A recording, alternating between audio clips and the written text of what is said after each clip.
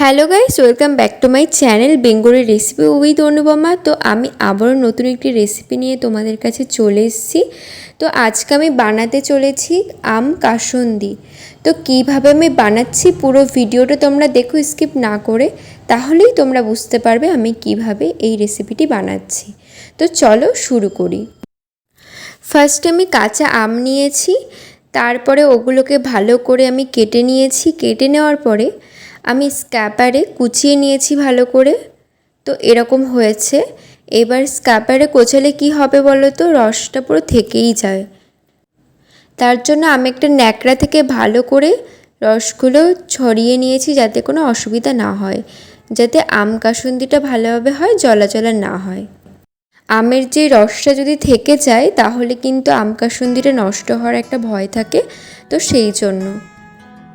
তারপরে এখানে সর্ষে ভেজানো হয়েছে, সাথে আদা কাঁচা লঙ্কা নিয়েছি, আর শুকনো কড়াইতে আমি লঙ্কা আর পাঁচফোড়নটা ভেজে নিলাম।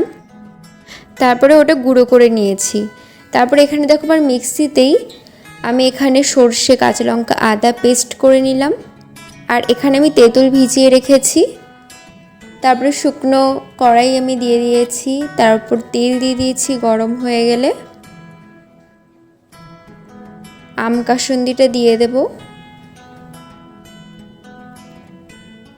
তেলের ভেতরে কিন্তু ডিরেক্ট এটা হচ্ছে ছাড়তে হবে। এই আম কাসুন্দি অনেকে রৌদ্রে শুকিয়ে শুকিয়ে করে, এইভাবে অনেকে করে না, কিন্তু এইভাবে করলে না বেশি দিন তোমাদের শুকানো লাগবে না। একদিন দুদিন দিলেই তোমাদের পুরো শুকিয়ে যাবে, আর খেতেও ভালো লাগে। এইভাবে অবশ্যই একবার ট্রাই করে দেখো, আশা করি তোমাদের রেসিপিটি ভালো লাগবে। তারপরে আম কাসুন্দিটা মানে ফার্স্টে আমটা যখন একটু ভাজা ভাজা হয়ে যাবে, তারপরে গিয়ে আমি একটু তেঁতুলের পাল্পটা দিয়ে দিলাম। তারপরে এই বাটাটা, যেটা হচ্ছে সর্ষে ছিল যার মধ্যে আদা আর কাঁচা লঙ্কা, সেই বাটাটা আমি দিয়ে দিয়েছি। তারপরে এখানে দেখো চিনি, লবণ আর হলুদ আমি নিয়েছি, সেটাও আমি দিয়ে দেবো।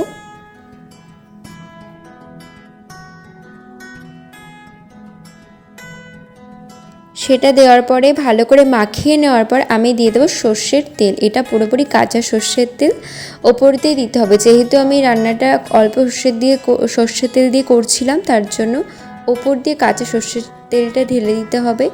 তো আমার পুরো মানে প্রায় কমপ্লিট হয়ে গেছিলো বলে আমি ওটা দিয়েছি। তারপর আমি ভাজা মশলা দেব, যেটা আমি তৈরি করেছিলাম পাঁচফোড়ন দিয়ে আর শুকনো লঙ্কা দিয়ে। তো তোমরা এইভাবে অবশ্যই করে দেখো, দারুণ টেস্ট। ভালো করে মাখিয়ে নেওয়ার পর আমার রান্নাটা কিন্তু কমপ্লিট হয়ে গেছে। এবার আমি চটপট নামিয়ে নেব।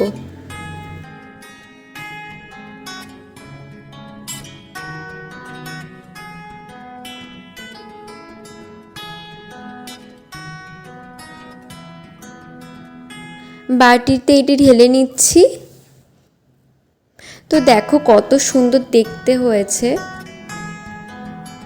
এটা কিন্তু একদমই রোদে না রাখলেও চলে, কোনো অসুবিধা নেই। রোদে যদি না রেখে খেতে চাও সেটাতেও ভালো লাগে, কিন্তু রোদে যদি একটু সর্ষের তেল দিয়ে আবার একটু রোদে শুকাও তাহলেও কোনো অসুবিধা নেই, বরঞ্চ আরও ভালো লাগে সেক্ষেত্রে। তাছাড়া এমনি নর্মালও এটা খাওয়া যায়। এটি একটি মিষ্টি টাইপের, মিষ্টি ঝাল টাইপের একটি রেসিপি। এটি কিন্তু নিরামিষ তরকারি ভাত যখন খাবে তোমরা পাতে নিতে পারো, নিলে হেভি টেস্টি লাগে। মানে খাওয়ার সাথে সাথে ভাতের সাথে সাথে যদি একটু আম কাসুন্দি তোমরা খেতে চাও, তো অবশ্যই এইভাবে বানিয়ে ফেলুন আমার রেসিপিটি। আমার নিজস্ব তৈরি করা রেসিপি, তোমরা অবশ্যই ট্রাই করে দেখো। আর ভালো লাগলে অবশ্যই লাইক শেয়ার অ্যান্ড সাবস্ক্রাইব করো আমার চ্যানেলটিকে। আর আমাকে একটু সাপোর্ট করো, আর আমার বেল আইকনটা ক্লিক করো, যাতে পরের ভিডিওটা দিলে তোমরা নোটিফিকেশনটা পেয়ে যাও। তো আজকের জন্য এইটুকুই। আমি আবারও নতুন একটি ভিডিও নিয়ে তোমাদের কাছে চলে আসবো। আর আজকের জন্য বাই গাইস।